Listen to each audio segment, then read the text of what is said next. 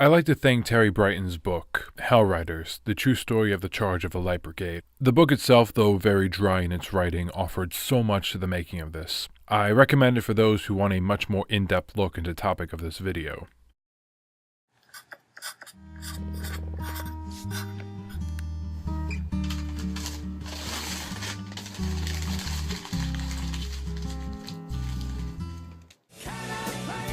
March.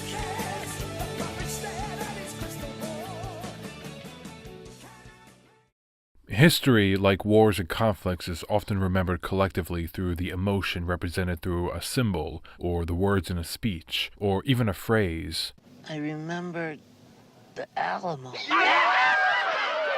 In the case of the Crimean War for Britain, it was a poem. In Bethlehem there stands the Church of Nativity, built on top where it's believed that Jesus Christ was born. In the 1850s, the church was home to two sects of monks, the Greek Orthodox and the Roman Catholic. While it was a joint ownership, the Greek Orthodox held the key to the entrance of the church. Fighting over the key, along with arguments over a stolen star in 1852, led to a fight, leaving several Orthodox monks dead. Tsar Nicholas I of Russia went after the Turkish Empire, claiming that if their nation's guards aren't able to protect the monks, then Russia should now be the acknowledged protectors of the Christian faith, especially in Turkey's territory. Naturally, this agreement didn't go through. In retaliation, Nicholas sent his armies to invade Moldavia and Wallachia. This brought a war between the two empires. On November 30th, 1853, a surprise attack on the Turkish fleet in Sinope left 4,000 Turkish sailors dead. England then gave Russia an ultimatum to withdraw, or England and France will join the conflict. By March 28, 1854, with Russia not withdrawing, England and France declared war.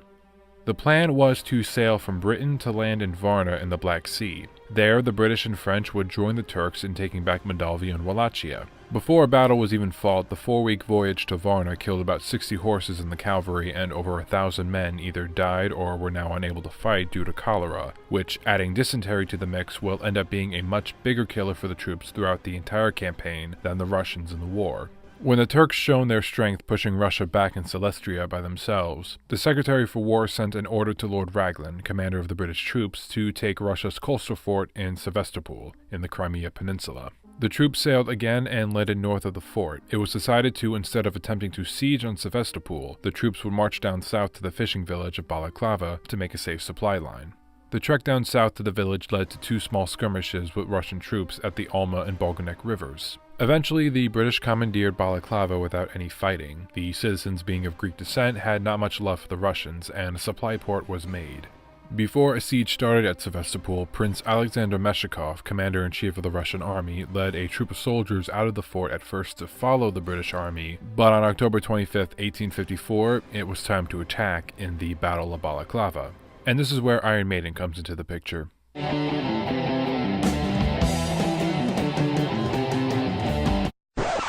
Or more, this is where the inspiration for the song comes into the picture. For the band's 4th album, Peace of Mind, writer and bass player Steve Harris wrote The Trooper based on Alfred Lord Tennyson's poem, The Charge of the Light Brigade. The charge itself was actually the 3rd cavalry charge that day. The first was from the Russian cavalry charging into the Causeway Heights, a series of hills, taking control of several redoubt fortifications that were held at the front line with Turkish troops. The retreating Turkish infantry aided the second line of defense with the 93rd Highlanders, successfully fighting off the Russians. The second charge was happening during the end of the first charge. Another group of Russian cavalry were met with the charging Heavy Brigade of the British Army. The Russians retreated. The Light Brigade's charge then came later on that day. It was a 1.25 mile straight line down the North Valley, head-on against a line of cannons directly in front of them with flanking positions on both sides of the hills. It was the French cavalry that did the 4th and final charge that day, taking out the northern flank during the Light Brigade's charge. And if you were listening to that description and thought, why charge head-on into cannons with guns to both sides? That is the dumbest idea I've ever heard in my entire life! Captain Raglan believed he saw Russian soldiers trying to haul away the cannons from the claimed redoubts in the hills during the first charge. He sent an order down to Lord Lucan, the commander of both Heavy and Light Brigades. Lord Raglan wishes the cavalry to advance rapidly to the front, follow the enemy and try to prevent the enemy carrying away the guns. Troop horse artillery may accompany, French cavalry in on your left. Raglan, being a veteran of Waterloo but never had much experience in commanding orders in battle, uses the term left instead of north. When leaving to carry the message, the messenger, Captain Nolan, was told by Raglan, "Tell Lord Lucan the cavalry is to attack immediately," after he just gave a written order that contradicted this new one. There was a confusion also on what guns Raglan was talking about, since from the brigade's position, the only guns visible were the ones at the end of the North Valley. Captain Nolan then gave a general sweeping gesture on where the guns were. Lucan, a commander who bought his way into his position, a practice that was outlawed in 1871, never saw combat until this war. He thought it was the guns at the end, then he relayed the order to Lord Cardigan, commander of the Light Brigade.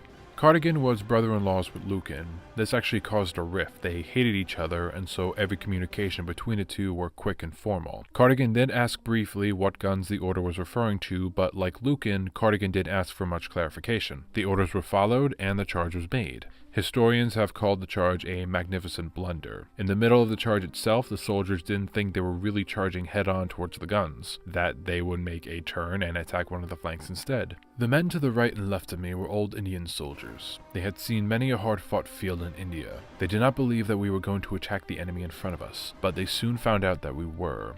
Poor fellows. For that was their last field. Both were killed. Private Henry Naylor. William Russell, the war correspondent for the London Times, was there to record the battle. He wrote about the charge for the paper. Back in London, Lord Tennyson read Russell's article and wrote the poem.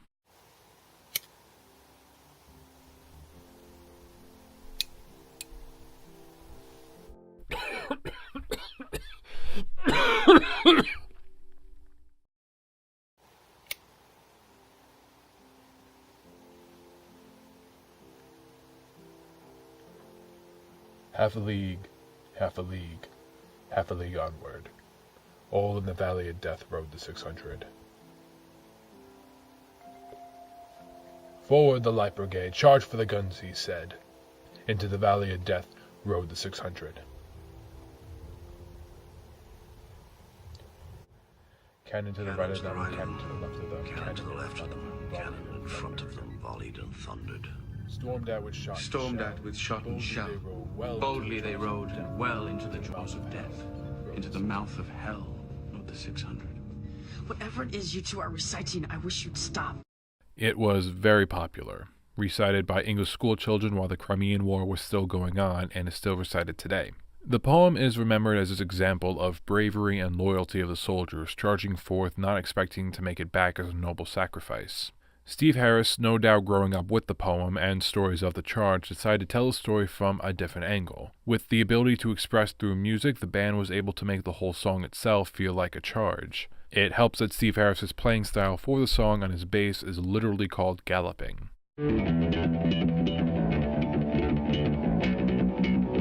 While Tennyson's poem told the charge through the point of view of a watcher looking on and giving lessons to the reader, The Trooper is telling the story through the point of view of a soldier on the ground, and is a bit of a deconstruction of the valor that the poem emulates. At the same time, it feels like a celebration.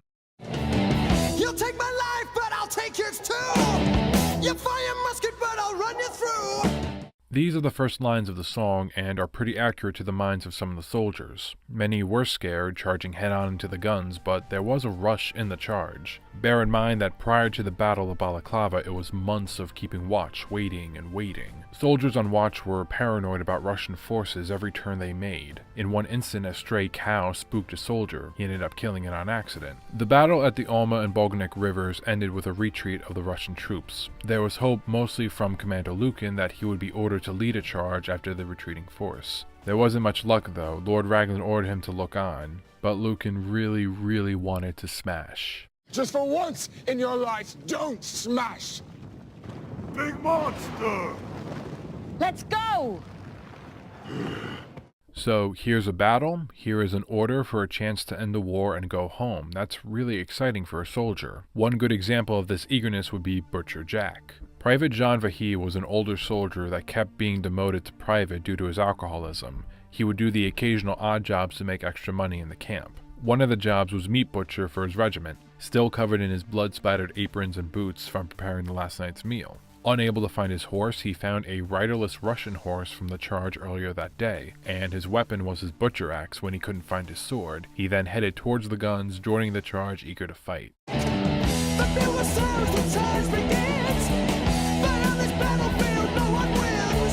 So about the Bugle Charge. The point of the cavalry trumpeter is to play certain tones that correspond with a command. For the most part are walk, trot, gallop, and charge, and varying degrees in between. The length the riders had to go was 1.25 miles, and a cavalry can only go as fast as its slowest horse if it wants to stay in formation and be an effective charge. This was Commander Cardigan's first charge he was ordering in an active battlefield. Cardigan commanded the charge literally by the book. This book, in fact. The horses began slowly around 8 to 10 miles an hour and kept that pace for most of the way up the valley. Some tried to quicken the pace, especially when they were being fired upon. Around 250 yards from the guns was when the gallop command was made, until finally at 40 yards was the actual charge. In all honesty, if the song was more accurate to the actual charge, it wouldn't be as exciting. The bugle sounds, we began to trot, while we were shot by the Russian guns. The bugle sounds, we began to trot more briskly. We get so near yet so far away. We will live to fight another day. So much emphasis has been put on the charge towards the guns that it's kind of forgotten that the brigade actually made it through the line. No one thought they would. No one. Not the cavalry making the charge, not the Russian soldiers looking on. No one. The charge was able to make it through partly due to formation. The charge was done with 2 lines and the horses were spaced apart. Even though it wasn't at full speed, it's still difficult to hit a relatively fast-paced moving target and constantly changing aim with a cannon. But the brigade did not come out unscathed. The first casualty of the charge was Captain Nolan the Messenger. A piece of shrapnel pierced his chest. The smell of ivory smoke and a horse's breath is a virgin into sudden death. To travel 10 miles an hour for 1.25 miles with cannons to the front, left, and right, each cannon able to be shot and reloaded in 30 seconds, that's a lot of smoke. Tennyson's poem referred to the line of cannons as the mouth of hell, and after a while all the smoke and fire from those cannons, I would say that's a pretty accurate metaphor. The cavalry definitely looked like they went through hell when they passed through the line. There was a pause between the two troops when they finally met each other over disbelief of what happened. Then they fought, mostly with swords and 1 butcher axe. Some were taken prisoners by the Russians, some were killed in the fight.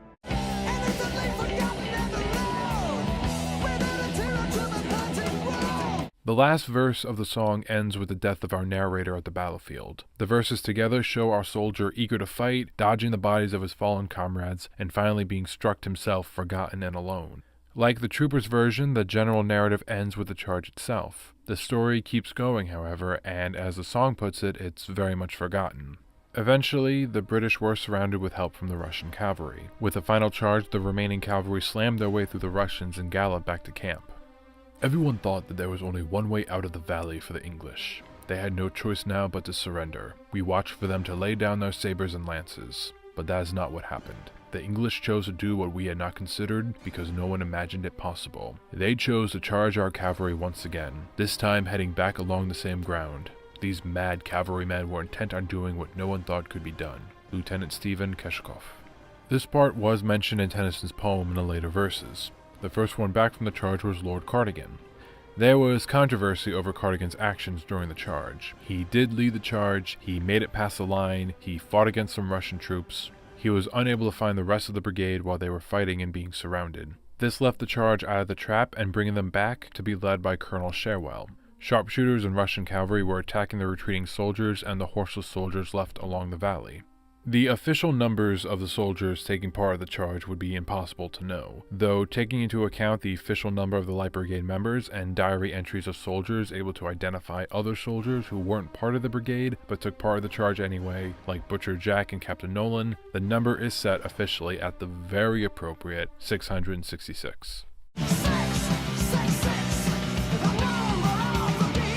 There was 195 members of the brigade left able to return to duty. The rest were dead, wounded, or without a horse. And what's a cavalryman without a horse?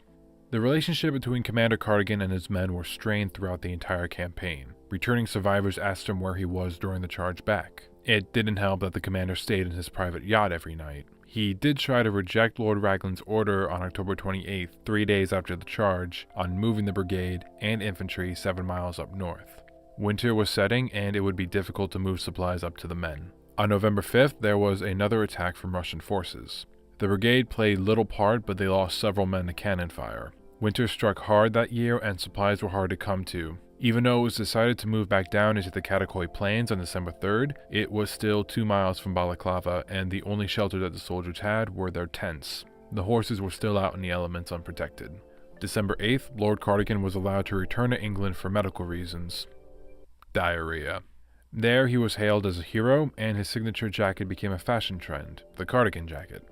Back in the Catacoi Plains, however, with supplies still difficult to come through, soldiers and horses became more and more exhausted.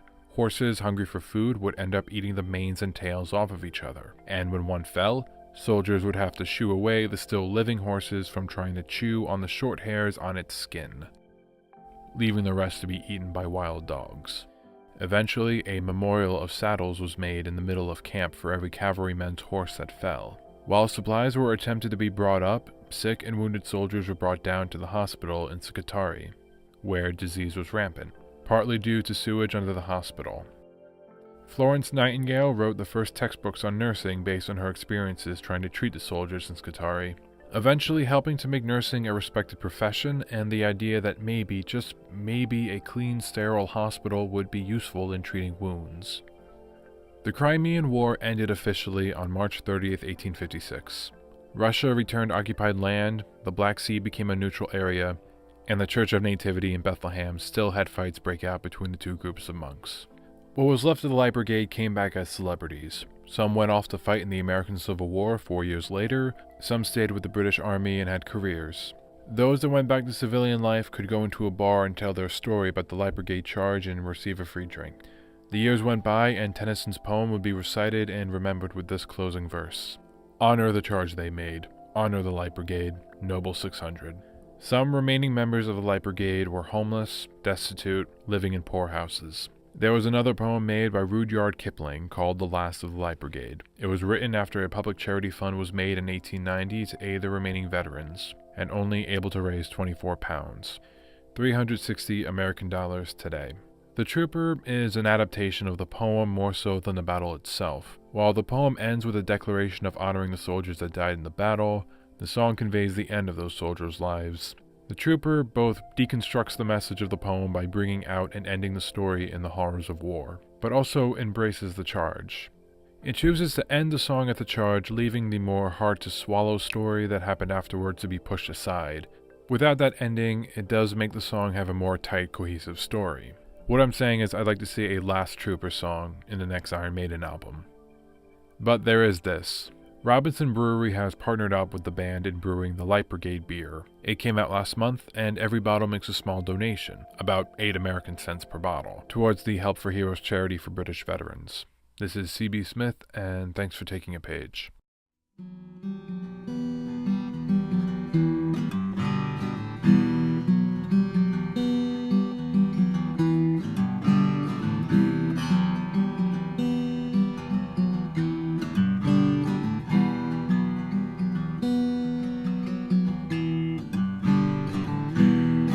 Trigger and I feel the blow.